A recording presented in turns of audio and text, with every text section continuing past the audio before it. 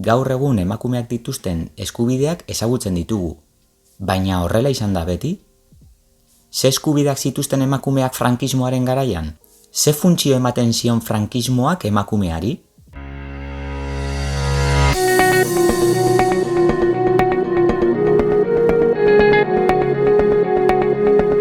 Kaixo, Gremlins. Ongi etorriak gaurko bideora.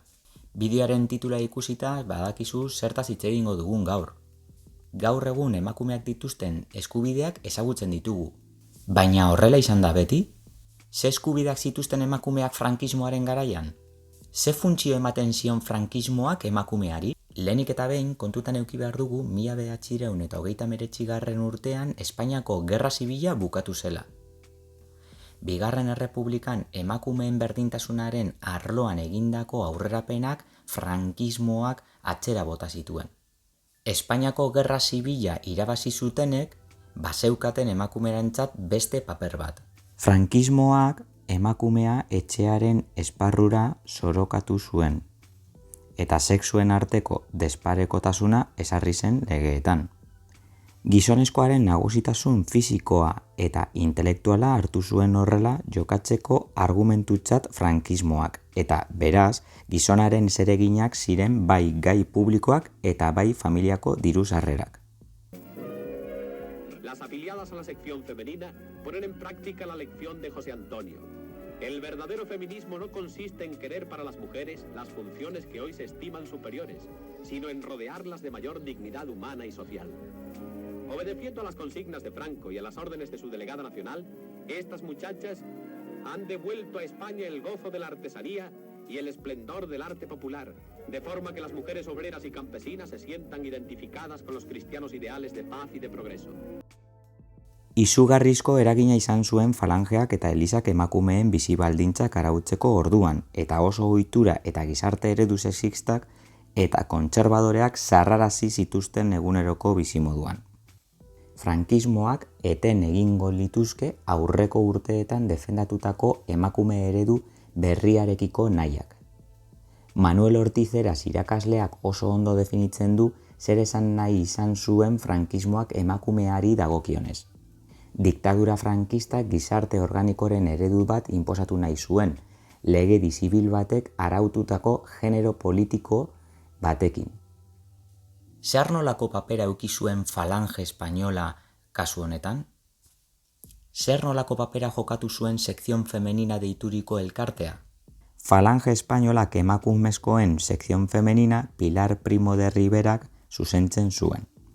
Pilar Primo de Rivera falange espainolaren sortzailaren arreba zen. Haren ikuspuntutik ez zegoen lekurik gerra aurreko urteetako emakume moderno, kontsentziatua, kosmopolita eta konprometitua. Espainian behar zena amak eta erizainak ziren. Ikusi dugu zer nolako papera eduki zuen sekzion femenina elkarteak. Baina zer gertatzen zen juridikoki? Zer esaten zuen legea emakumeari buruz? Legearen aurreko berdintasunik eza jasoa geratu zen kode zibilean eta kode penalean. Esaterako gogor zigortzen zituzten adulterioa eta ohaidetza emakumeen kasuan, baina toleranteak ziren gizonekin. Ezeztatu egin ziren dibortzioa eta ezkontza zibila. Egunerokoan emakumeak galdu egin zuten bere ondasunak izateko eskubidea. Senarra zen haren ordezkaria legeen aurrean, eta oinarrizko zenbait eskubide galtzea adierazi zuen horrek. Esaterako, ezin zuen kontu korronterik izan bere izenean bankuan, eta ezin zituen ondasunak salerosi, haren baimenik gabe. Etxeko bizimodu ideal horretan, emakumeak etxetik kanpo lan egitea komeni zen, eta alargunen, eskongabeen eta beharlarria zutenen kasuan soilik justifika zitekeen halakorik. Emakume eskonduak senarraren baimena idatzia behar zuen eta ezin zuen zenbait lanbidetan aritu. Irakaskuntzan edo etxetik egin zitezkeen lanak aritzeko gomendioa ematen zitzaion. Atzera emandako pausoak nabarmenak izan ziren.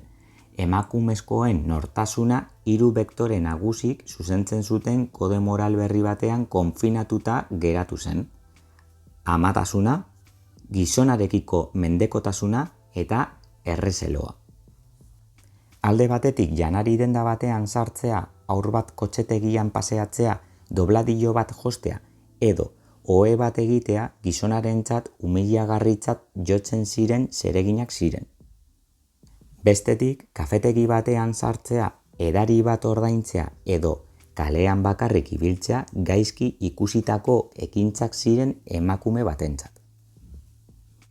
Beraz, ez zeukan eskubiderik ia lan arloan, gizonekoak baino soldata txikiagoa zuen, kaleratzea ez zegoen zigortuta eta ez zeukan familiarako diru laguntza jasotzerik lan egiten bazuen. Ikusi dugu zer esaten zuen frankismoaren legea, baina zer nolako papera zeukan emakumea hezkuntzan? Gizonek eta emakumeek hezkuntza berbera jasotzen zuten? Errepublika borrokatu zuen hezkuntza sexista berreskuratu zen, eta unibertsitateko ikasgeletan emakumeen presentzia axolagabe edo paternalismoz tratatuko zen. Frankismoak kendu egin zuen baterako hezkuntza, hau da, neska mutilen arteko hezkuntza mixtoa. Emakumeek etxearen esparrura mugatu behar zutenez, ez zuten gizonezkoek bezalako prestakuntza behar eta horregaitik hezkuntza desberdina izan behar zuten. Horren ondorioz emakume jasotzen zuten hezkuntzak eduki zientifiko eta humanistiko txikiagoa zuen. Etxeko bizimodua eta jende aurreko jokabidea bideratu eta zuzentzea zuen xede emakumeen prestakuntzak. Oro har behe mailako hezkuntzan soilik zuten sarbidea gehienek, eta emakume gutxi iristen ziren batxilergora edota unibertsitatera. Ikusi dugu zer nolako hezkuntza jasotzen zuten emakumek, baina erresistentzia egon zen? Frankismoak emakumeak bigarren mailan utzi arren, haietako batzuk frankismoaren aurkako oposizioan sartu ziren eta bi sexuen arteko berdintasuna aldarrikatu zuten. Emakume haiek adibidez lehengo grebak egin zituzten 1946 eta 1948ko urteetan. Nabarmentzekoa da ehungintzako emakumeen borroka, Tarrasan, Mataron edo Sabadellen adibidez. Bigoko kontserba industriako eta beste sektore batzuetako langileek ere borroka handiak egin zituzten 1962 urtean.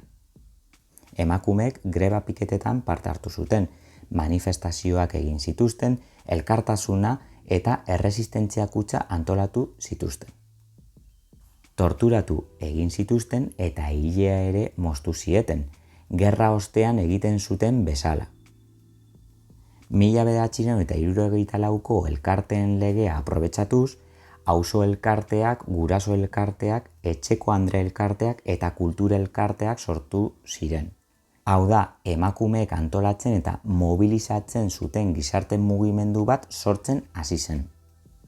Eta pizkanaka 1975etik aurrera garrantzi handiago hartu zuen mugimendu feminista bat dekantatzen joan zen.